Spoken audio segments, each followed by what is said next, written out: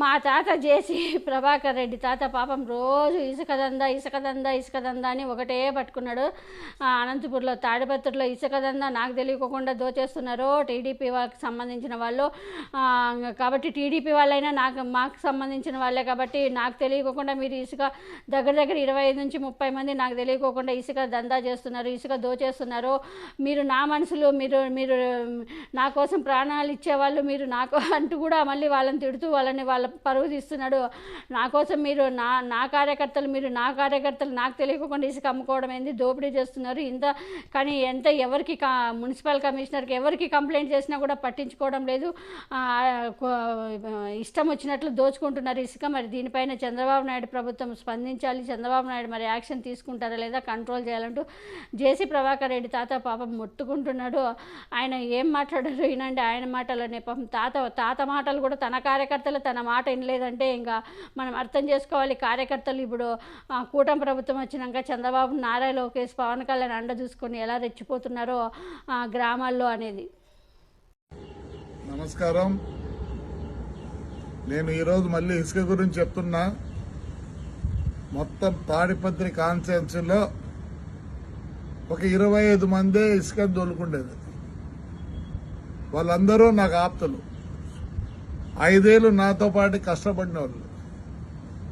నేను మళ్ళీ కోరుకుంటాను, మానుకోండి. మీకు ఒకరికైనా డబ్బులు అంటే 2,50,000 మంది ఉంటే ఓటర్లే, 25 మందికి ఇదే. దూరం చేసుకోవద్దండి దయచేసి. మీరంతా నా కోసం 5 ఏళ్ళు కష్టపడ్డారు. నేను గ్రీన్ ట్రిబ్యునల్ పోయినా, సుప్రీంకోర్టుకు పోయినా, హైకోర్టుకు పోయినా, ఆదివారం ఏసీబీ వాళ్ళు వచ్చి అంతా ఎంక్వైరీ చేసుకొని పోయినారు. దయచేసి వచ్చేది మీకేమీ లేదు. ఇంకోటి చెప్తున్నా, టిప్పర్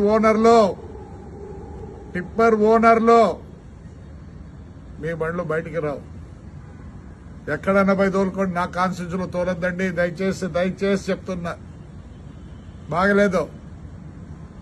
మీరే డబ్బులు చేసుకోవాలనా? నేను ఎంత పోగొట్టుకున్నా అదే నేను చేసుకోమంటారా?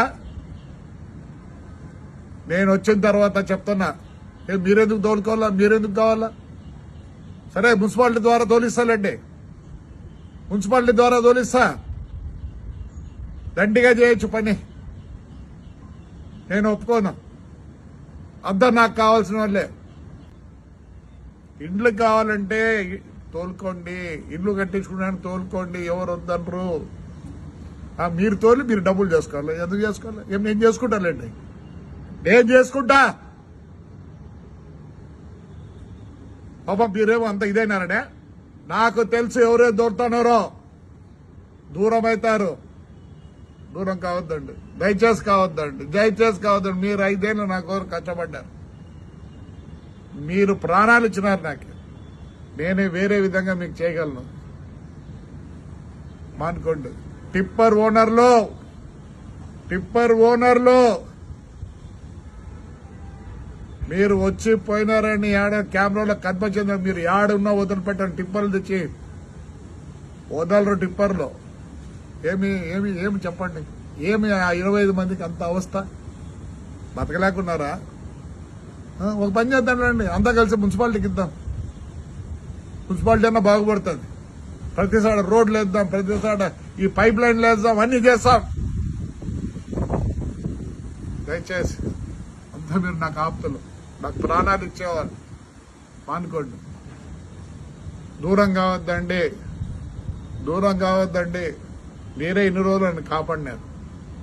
దయచేసి మళ్ళీ రిక్వెస్ట్ చేస్తారు, నాకు దూరం కావద్దండి.